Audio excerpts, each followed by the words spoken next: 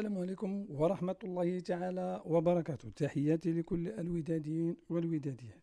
بعد الانتصار على فريق النادي المكناسي بالنتيجة المعروفة 3-1، يعني المدرب بن هاشم أعطى واحد فترة راحة للاعبين امتدت ل3 أيام. وفي بداية هذا الأسبوع على الفريق إن شاء الله الحمد لله رجع للتدريب ديالو، استأنف التدريب بشكل عادي، تدرب يعني تقوية العضلات والحصص التدريبية بشكل منتظم استعدادا للمقابلة القادمة اللي غتكون إن شاء الله 19 أكتوبر بالديار الغانية مع شانتي كوتوكو الغاني.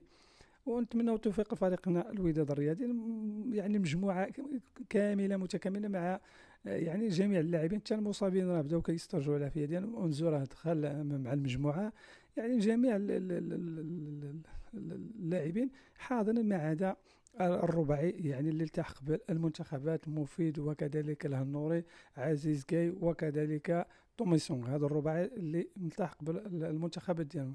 اما البقيه فكيتدربوا بشكل عادي استعدادا للمقابله القادمه ان شاء الله. الرحله ديال فريق الوداد الرياضي ان شاء الله غتكون نهار 16 اكتوبر، يعني 3 ايام قبل المقابله. وان شاء الله مقابله اللي كنتمناو يعني الفريق ديالنا يعود بنتيجه ايجابيه ونزكيوها في الذهاب. للاسف غنعاود نقولها. فالصلو يعني السونارجيس اليوم اكدوا بان المركب الرياضي محمد الخامس سيتم اغلاقه، يعني ابتداء من هذا 15 من هذا الشهر، يعني حتى مقابله الاياب غنلعبوها بالعربي الزاولي كالعاده. يعني كما كنقول دائما، يعني يجب على مسؤولي الوداد ومسؤولي الرجاء كذلك يتحدوا فيما بيناتهم، يصدروا بلاغات وقرارات قاسيه. ما خصناش نتهاونوا لان هذا الشيء كيمس مصالح هذه الانديه ديال الدار البيضاء، لا الوداد لا الرجاء. كما شفنا الانتعاش ديال الخزينه ديال الناديين في هذه السنه مع بدايه السنه كانوا جمهور قياسي بكل صراحه. المتضرر الاكبر الوداد والرجاء كما شفنا.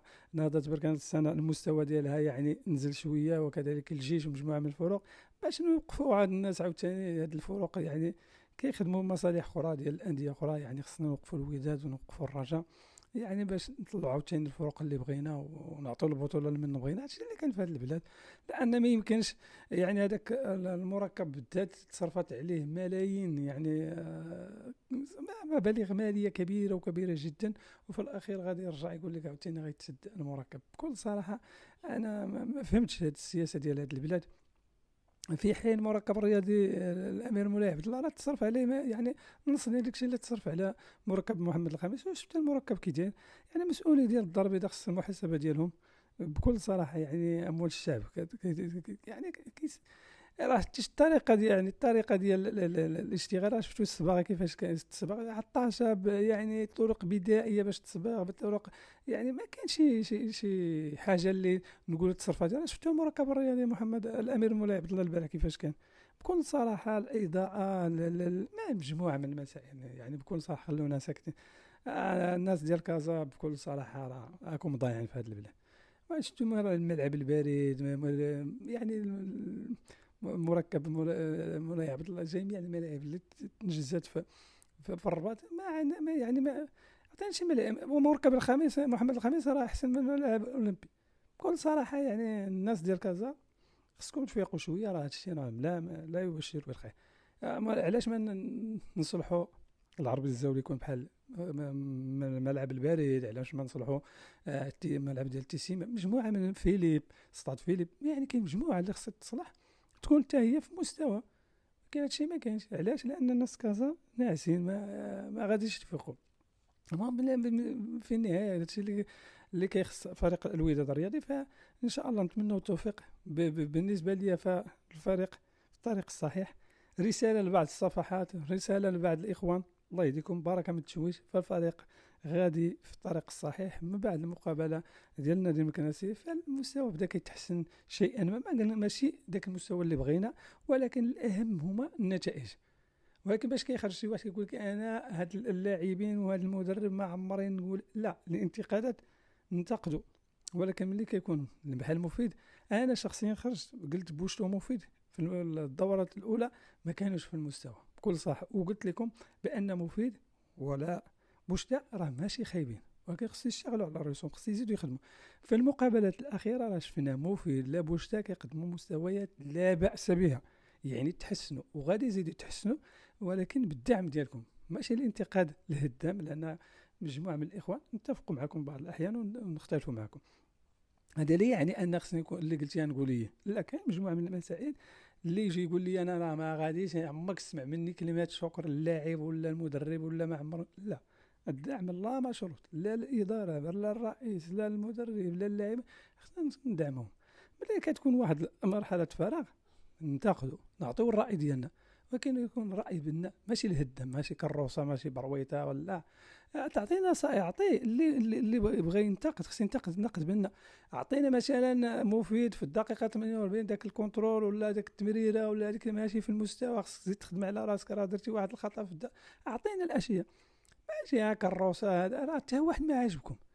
هاد له النوري دابا اللي كلشي كيمجد لها النوري ولا راه كاين اغلبيه كنقول لك خصو يمشي بحالو، كروسه الوزن ثقيل حامل كلش كيقول ما خليتو ما قلتو عليه. ولكن دابا كيقدم مستويات، علاش؟ لان الاستمرار خص الثقه. حتى مفيد راه ما كانش شفتوا المقابلات الاولى، ولكن دابا راه سجل هدف، عطى اسيست، تمريرات، شارك، يعني كيبذل من واحد المجهود. حتى بوشتا غيكون احسن ان شاء الله. جميع اللاعبين خصنا ندعموهم من الحارس حتى يعني امرابط. ماشي يخرج امرابط راه في المقابله الاخيره انا ما عجبنيش شخصيا، ولكن راه اللاعب عنده كيقدم واحد المجهود جبار، سخاء بدني كبير، كيعطي التعليمات المهم غينفعنا. ما يمكنش ما يكونش مزيان في واحد المقابله نخرج نضرب. وكذلك الزمراوي لاعب كبير موهوب، ولكن في هذه المقابله ما عجبنيش. فاش خصو يتيري كيمرر، فاش خصو يمرر كيتيري، يعني مازال ما كان واحد مع راسو ما تفاهمش مع راسو. يعني خصنا نساندو هاد اللاعبين، ما عادش نهدموهم، ما عادش نطيحوا من القيمه ديال اللاعبين هادو ديالنا. كي راه قالها لكم الرئيس، راه هذاك ما عجبناش، خصنا ننتقدوا الذي ميركاتو الشتوي نبيعوه، ماشي نخسروا فيه. هذه راه السلعه ديالك خصك تشكرها، واخا ماشي هي هذيك.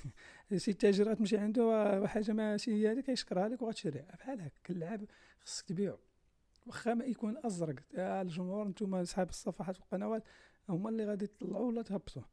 وكاين مجموعه من يعني الصفحات مع شي منخرطين اللي ما كيحبوا الوداد غادي نجيو لكم، خاصه داك الاداري اللي يعني كيحارب نصير المدرسه ديال فريق الوداد. والنصير راه يعني الطريق الصحيح. اي واحد غيقرب لهاد الناس راه غيلقانا قدامه.